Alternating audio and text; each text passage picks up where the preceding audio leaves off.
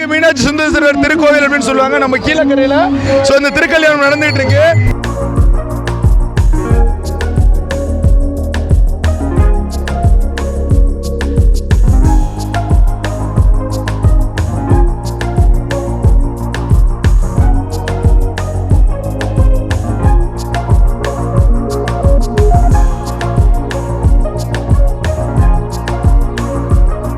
சித்திரை திருவிழா அப்படின்னு சொல்லிட்டு மதுரை முழுவதும் நடக்கிற அந்த ஒரு திருவிழா நம்மளுடைய கீழக்கரையில் நடக்குமே சொல்லுவாங்க. ஸோ அப்பேற்பட்ட ஒரு சொப்பநாதர் கோயிலில் தான் பண்ணிட்டு இருக்கோம்.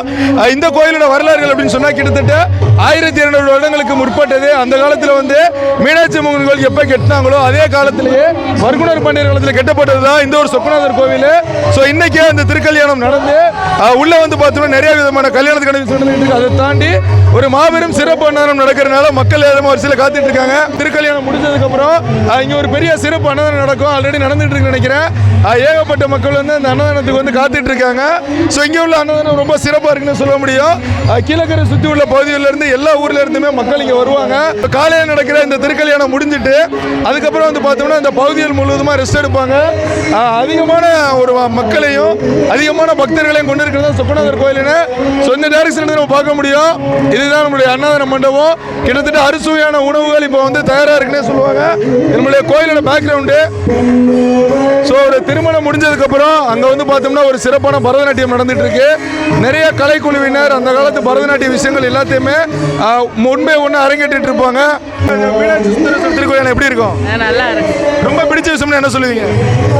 அவரோட திருக்கல்யாணம் ரொம்ப ஸ்பெஷலுங்க. தாலி கட்டுறது ரொம்ப பிடிக்கும். பார்க்க முடியாது. அப்ப சிவனுக்கும் மீனாட்சிக்கும் நடக்கிற கல்யாணத்தை நம்ம அப்பா அம்மா கல்யாணம் நடக்கிற மாதிரி நம்ம எல்லாரும் பார்த்து தரிசிக்கணும் அப்படிங்கிறது விசேஷம். ஒரு பெரிய புள்ளரிக்கிற ஒரு உணர்வா இருக்கு. கண்டிப்பா கண்டிப்பா. மீனாட்சி சுந்தரேஸ்வரரும் நம்மளுடைய மீனாட்சி அம்மனும் ரெண்டு பேரும் சேர்ந்து ஊதி விழா போயிட்டு வர்றாங்க. ஸோ வரும்போது பொண்ணு மாப்பிள்ளையை வரவேற்கிறதுக்கு ஆராத்தி தட்டோட இங்கே ரெடியாக இருக்காங்க. ஸோ அடுத்து ஆராத்தி தட்டு தான் பார்க்க போகிறோம். அம்மனுக்கு வந்து என்ன பண்ணுறாங்க அப்படின்னா அந்த கலச தண்ணீர் அப்படின்னு சொல்லுவாங்க. அது எல்லாமே ஊற்றி சிறப்பான வந்து ஆராதனைகள் எல்லாமே அந்த வாசலில் வச்சே பண்ணுறாங்க.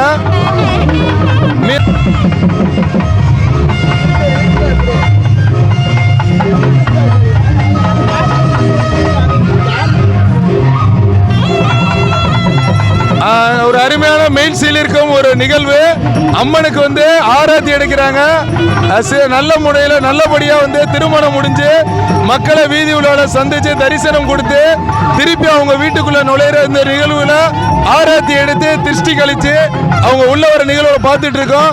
ஒரு மெய்சில் இருக்கும் ஒரு புல்லரிக்கும் ஒரு நிகழ்வு. நம்ம மீனாட்சி சுந்தரேஸ்வரர் சொக்கநாதர் கீழக்கரை சொக்கநாதரோட உற்சவருடைய நம்மளுடைய சிலை அப்படின்னு சொல்ல முடியும்.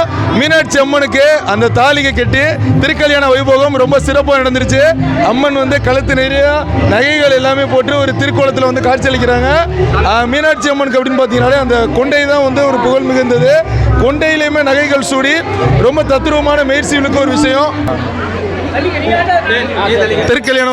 திருக்கல்யாண வைபோகம் முடிஞ்சதுக்கப்புறம் ஊஞ்சல் உற்சவம் அப்படின்னு பொதுவாக இந்த மாதிரி விசேஷங்கள் மதுரையில் நடக்கும் அப்படின்னு சொல்லுவாங்க. மதுரைக்கு அப்புறம் தென்மதுரைக்கு அப்புறம் நம்மளுடைய கீழக்கரையில் தான் ரொம்ப சிறப்பாகவே நடக்கும். மீனாட்சி சுந்தரேஸ்வரர் அதாவது சொக்கநாதர் கோயிலோட ஆலய வடிவமைப்புன்னு அப்படி தான் சொல்ல முடியும்.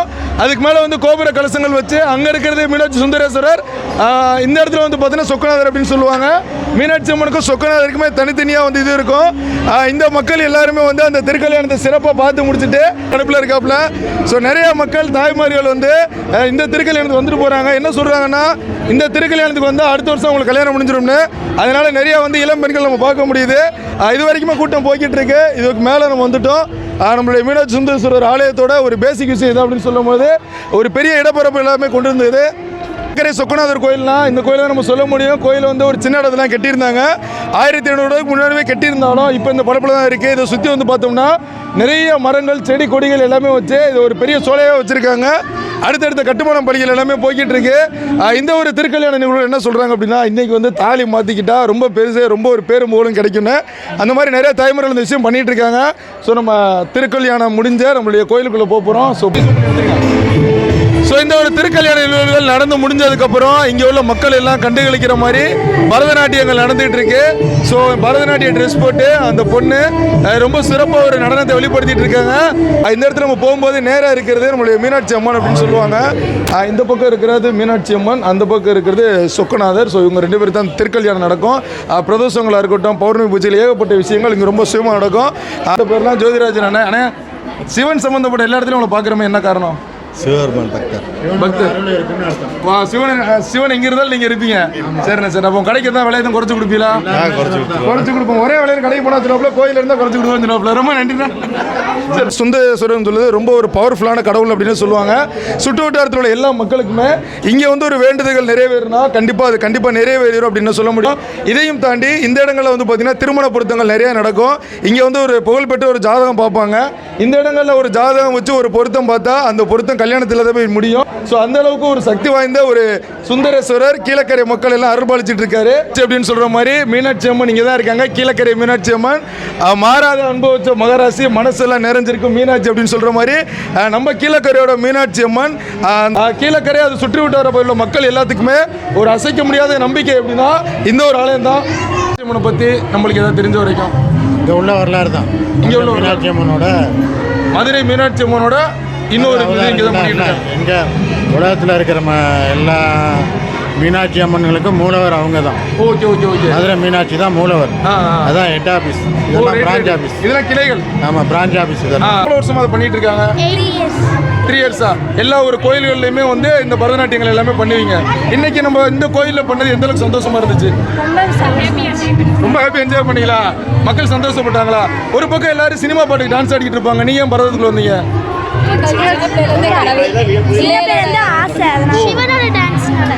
பார்த்தீங்களா, உலகத்துக்கு டான்ஸ் கற்றுக் கொடுத்தது சிவன் தான். அதனால அவர் டான்ஸ் ஆடிட்டீங்க. ஓகே ஓகே, ரொம்ப சந்தோஷம். உங்க குரூப் பேரு, பரதநாட்டிய கலை பேரு? சபாபதி நாட்டியப்பள்ளி. நடன சபாபதி நாட்டியப்பள்ளி. Okay okay. உங்க குழுவிற்கு ஒரு பெரிய நன்றி. மேலும் நிறைய கலைகள் பண்ணுங்க. ஓகேண்ணா, சந்தோஷம். சுந்தரேஸ்வரர் சொக்கநாதர் கோயில் ஆலயத்தோட ஒரு மண்டபம் அப்படின்னு சொன்னா இங்கே தான் சொல்லுவாங்க. இந்த மண்டபத்தில் தான் பிரசோதங்கள் எல்லாமே நடக்கும். ஒரே நேரத்தில் கிட்டத்தட்ட ஒரு 250க்கு மேலே மக்கள் வந்து இங்கே இருக்க முடியும். நிறைய பேர் வந்து அந்த ஒரு கல்யாண நிகழ்வு எல்லாமே பார்த்துட்டு அங்கங்கே வெயிட் பண்ணிக்கிட்டு இருக்காங்க.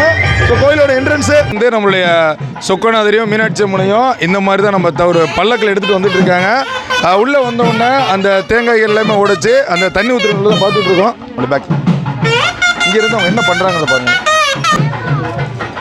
ஸோ ஒவ்வொரு வீடுகளிலுமே வந்து அந்த சாமியோட பாதத்தில் தண்ணியை ஊற்றிட்டு தேங்காயை உடைச்சி மாலை மரியாதை பண்ணி தீபாராதனை எல்லாம் பண்ணுறாங்க. ஸோ அதெல்லாம் பண்ணி முடிச்சதுக்கப்புறம் திருப்பி நம்மளுடைய ஆலயத்துக்கு போகிற நிகழ்வு பார்த்து. எந்த ஊர் நம்மளுக்கு? வடக்கு மேஸ்திரி. வடக்கு தெரியும், மொய்தீனியா மேஸ்திரி. மேஸ்திரினா வீட்டில் கட்டுவாப்பில், இங்கே என்ன பண்ணுறீங்க? வடக்கு சமையல் மேஸ்திரி. ஓ, இது சமையல் மேஸ்திரி. வேகாத வெயிலில் அடுப்பில் இருந்து கடுப்பில் அடிக்கிறாப்புல, மைக்கு கொண்டு அடிச்சுடுவாப்புல, என்னைக்கு நீ மேலே தெரிஞ்சு விட்டுறாதியா? அதுதான் என்ன சொல்றாங்கன்னா 1500லேருந்து 2000க்கு மேலே வந்து மக்கள் இந்த அன்னதானத்தை சாப்பிட்டு போவாங்கன்னு. அந்த அளவுக்கு ருசியான சாப்பாடுகள் ரெடி ஆயிடுச்சு. ரொம்ப பரபரப்பாக போய்கிட்டு இருக்கு. அன்னதானத்துக்குள்ளே பார்ப்போம் தெரியுமா. ஸோ இந்த ஃபங்க்ஷனில் வந்து 2 பேரையும் பார்க்கும்போது ஒரே மீனாட்சி மதுரையில் ஒன்று பார்க்கலாம். வாழ்த்துக்கள், தேங்க்ஸ். நீங்களே ஒரு அன்னதானம் உள்ள போயிட்டு இருக்குன்னு சொல்ல முடியும். அவர் 2 வகையான கூட்டு, அதுக்கப்புறம் சாப்பாடு அப்படின்னு. இந்த ஒரு அன்னதான மண்டபம் இப்போ தான் ரீசெண்டாக வந்து சொக்கநாதர் கோயிலில் கட்டியிருந்தாங்க. மக்கள் வந்து 6 முறை நின்று தியானம் சாப்பிட்டு போகிற மாதிரி ஒரு அருமையான திருக்கல்யாண பிரசாதத்தை இங்கே சாப்பிட்டுட்டு இருக்காங்க. நம்ம யாராச்சும் பார்த்து கண்டிப்பாக முடிக்க வாங்க. வாங்கினேன். எந்த ஊர்ண்ணே? எங்கண்ணே? நம்பியானோலசை. திருக்கல்யாணம் பார்க்க வந்திருக்கீங்களா? ரொம்ப பிடிக்கும். திருக்கல்யாணத்தில் ரொம்ப ரைட். எந்த கல்யாணத்துக்கு போனாலும் இந்த கல்யாணத்துக்கு வந்துருவீங்க. ஓகேண்ணா, சாப்பாடு நல்லா இருக்கா? ஓகேண்ணா. அண்ணன் மாமா வந்து மொஹித் சார் கபில் என்ன வச்சிருக்கீங்க? கூட்டு வச்சிருவாங்க. ஏன் முடிஞ்சிருச்சு? என்ன காரணம்? திரும்ப இப்போ அள்ளிட்டு வருவேன். முடிய அள்ளிட்டு வந்துட்டே இருப்போம். சரி, நல்லபடியாக வைங்க. இந்த அளவுக்கு வந்து ஒரு பக்தி மயமாக வந்திருக்காங்க. நல்ல கூட்டம் வருது. அண்ணா சிறப்பாக போயிட்டு இருக்கு. ஓகே.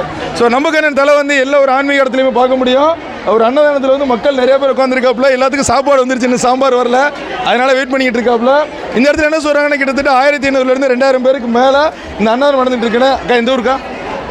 கீழக்கரை. எப்படி திருக்கல்யாணம் நல்லபடியா இருந்துச்சா? சாமி கண்குளிர பார்த்தீங்களா? அதே தான் கையெடுத்து கும்பிட்றாப்புல. நல்லா இருக்கம்மா. நீங்க எத்தனை வருஷமா அந்த திருக்கல்யாணம் பார்த்துருக்கீங்க? சொல்ல முடியாது, 10-15 நிமிஷம் இருக்கு. பிறந்ததுலேருந்து பார்த்துட்டு தான் இருக்கீங்க. சரிக்கா. நல்ல பெருமை நடக்குமா? சரிக்கா. சாப்பாடு நல்லா இருக்கா? சரி. அம்மா வந்ததுலேருந்து 10 ரூபா கையெடுத்து கும்பிட்டாப்புல. எலெக்ஷன் ஜெயிச்சிடலாம். அப்படியே அதெல்லாம் சரி பண்ணிடலாம். அதை விட மக்கள் சப்போர்ட் இருந்துச்சுன்னா சரியா வந்துடும்ல. ஓகேண்ணா எலெக்ஷன்ல ஜெயிச்சிடலாம் அதெல்லாம் போவாது. இல்லை இப்போ உங்களோட நிகழ்வுகளையும் எல்லா வீடுகளையும் பார்த்தீங்கன்னா மொய்யல் திரவு நிகழ்வு நடக்கும். ஸோ அந்த ஒரு மொய்யல் திரவு வந்து போயிட்டு இருக்கேன். நல்லா போயிட்டு இருக்கேன். ஜெயிச்சதுண்ணே. ஓகேண்ணே மொய் எவ்வளோ வந்திருக்கோம் அது தெரியல. லட்சக்கணக்கில் கோடி கணக்கில் வந்திருக்கான். ஓகேண்ணா தேங்க்ஸ்ண்ணா. ஸோ அந்த ஒரு திருமண நிகழ்வில் என்ன நடக்குமோ கடைசியாக வந்து மொய் கொடுத்து தாம்பூலத்தில் வெத்தலைப்பா கொடுக்குற நிகழ்வு வரைக்குமே ரொம்ப சூப்பராக நடந்திருக்கு. நம்மளுடைய கீழக்கரை அருள்மிகு மீனாட்சி சுந்தரேஸ்வரர் மீனாட்சி அம்மன் திருவிழா கல்யாணம் பார்த்துருந்தோம். ஸோ திருக்கல்யாணம் முடிஞ்சு அம்மன் வீதி உள்ள எல்லாமே போயிட்டு வந்துட்டு இங்கே வந்து ஒரு ஊஞ்சல் உற்சவம் வரைக்குமே நடந்துருச்சு. திரளான பக்த கோடி மக்கள் நிறைய பேர் இங்கே வந்திருந்தாங்க. எல்லாருமே வந்து ஒரு சிறப்பான திருக்கல்யாணத்தில் ஒரு அன்பான ஒரு அனுக்கிரகத்தை பெற்றுட்டு தான் போயிட்டு இருக்காங்க. அன்னதான பிரசாதத்தில் இன்னுமே கூட்டம் வந்து முன்னெடுச்சிட்டு இருக்க அளவுக்கு இருக்கு. இதை தொடர்ந்து இன்று இரவு என்ன சொல்றாங்கன்னா பள்ளியறை பூஜையுமே மதுரையில் நடக்கிற மாதிரி இங்கேயே நடக்குன்னு. ஸோ இந்த ஒரு திருக்கல்யாணத்தை உங்கள்கிட்ட வந்து இந்த ஒரு காலனி மூலமாக கொடுத்தல ஒரு மிகப்பெரிய சந்தோஷம். சிறப்பான முறையில் கவனம் எடுத்துட்டு இருக்க நண்பர் அஜித்குமார் அவர்களுக்கும் நன்றி. வணக்கம். கௌதம் குணசேகரன்.